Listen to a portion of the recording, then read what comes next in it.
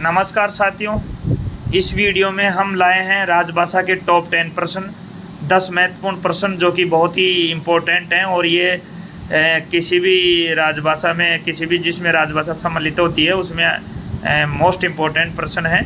तो चलिए अध्ययन करते हैं। पहला प्रश्न है, संविधान की 8वीं अनुसूची में मूलतः कितनी भाषाएं शामिल हैं? तो संविधान की 8वीं अनुसूची में मूलतः वैसे तो 22 भाषाएं शामिल हैं, लेकिन जो शुरू में जो भाषाएं सम्मिलित की गई थी वो 14 भाषाएं की गई थी। तो आपका आंसर यहाँ ए हो जाएगा। जब 1950 के अंतर्गत 14 भाषाएं थी, फिर 1967 में सिंधी जोड़ी गई तो 15 हो गई, 1992 में नेपाली, मणिपुरी, कोंकणी जोड़ी गई तो 18 हो गई, और 2004 में बोडो, डोगरी, मैथिली और संताली जोड़ी गई तो ये 22 भाषाएं हो गई।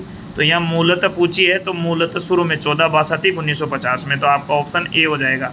भारत संघ की राजभाषा क्या है? तो वो देवनागरी है साथियों, याद रखिएगा, भारत संघ की राजभाषा देवनागरी है। तीसरा प्रश्न है, राजभाषा हिंदी किस लिपि में लिखी जाती है? तो राजभाषा लिपि देवनागरी में लिखी जाती है, ऑप्शन डी।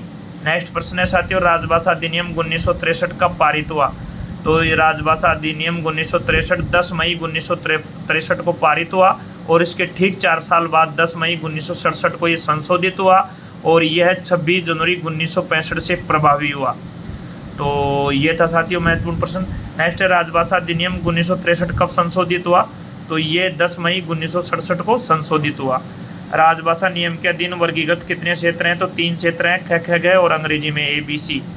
हर साल हिंदी दिवस कब मनाया जाता है? तो ये 14 सितंबर को मनाया जाता है। 1953 से इसको रेगुलर मनाया जा रहा है, और इसी के साथ साथ हम बात कर लेते हैं अंतर्राष्ट्रीय हिंदी दिवस की। वो 10 जनवरी को मनाया जाता है और उसको 2006 से मनाते आ रहे हैं।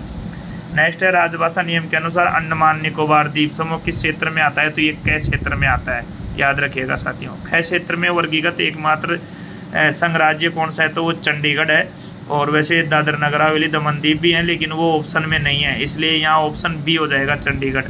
अरुणाचल प्रदेश की राजभाषा क्या है? तो अरुणाचल प्रदेश की राजभाषा अंग्रेजी है साथियों, और ये ग क्षेत्र में आता है, यानी अंग्रेजी के अनुसार सी क्षेत्र में आता है।